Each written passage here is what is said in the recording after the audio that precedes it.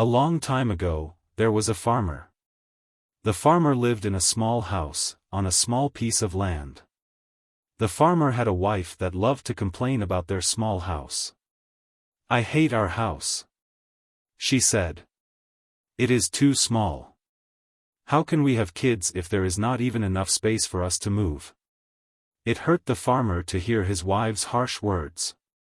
And as hard as it was for him to admit, she was right, the farmer decided to go to the village wisest and ask for advice. The next morning, after tending to his animals, he headed towards the wise man's house. He knocked on the door. The wise man opened, and welcomed him in. "Wisest," the farmer began, "I am not a man of many means. I keep a roof above our heads and food in our bellies. I work as hard as I can. And still, our home is very small. And as much as I want kids, and to make my wife happy, I feel I am unable to give much more. What would you have me do?" The wise man replied, "Go home. And let the horse in with you." Confused, the farmer asked, "Let the horse in with me? Into the house?" "Yes." The wise man replied. "Have a good day." Puzzled, the farmer went home. "And let the horse in as well." "What are you doing?" his wife asked, shocked. "This is what the wise man said I should do," he answered. They ate, and went to bed.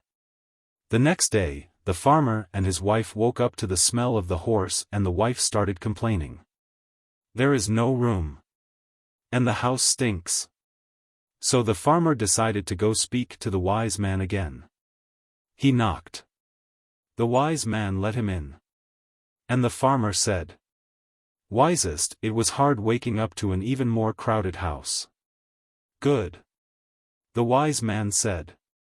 "Now go home and let the donkey in as well." "What?" the farmer asked. "Do as I say," said the wise man. So the farmer went home and let the donkey in. The wife and the horse were very unhappy. The next day, the farmer woke up to his wife complaining again. "And many brown piles on the floor. Take them out, please," his wife cried. And again he found himself on his way to the wise man's house. He knocked and the wise man let him in. "Wisest, the house smells bad. And it is very hard to walk without stepping in something." The wise man with a small grin on his face said to the farmer, "Go home. And let the sheep in with you." "The sheep?" asked the farmer. "Yes," said the wise man. So the farmer went home. And again did as the wise man said. As they lie in bed, he could barely hear his wife crying over all the animal noises. The next morning, as he could see how upset his wife was, he ran to the wise man's house. This time the wise man told him to let the goat in. And the next day to let the rooster and hens in. The farmer, slouching and on the edge of tears, slowly walked home, afraid of what might happen when he tells his wife what the wise man said.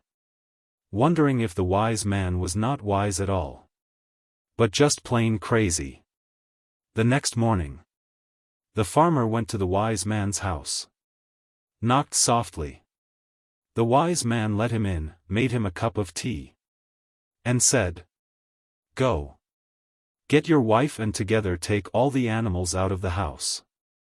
The farmer was so tired, he did not have the energy to ask questions. He got up and left. He went back home. And after taking all the animals outside and cleaning the house, he could see a smile on her face.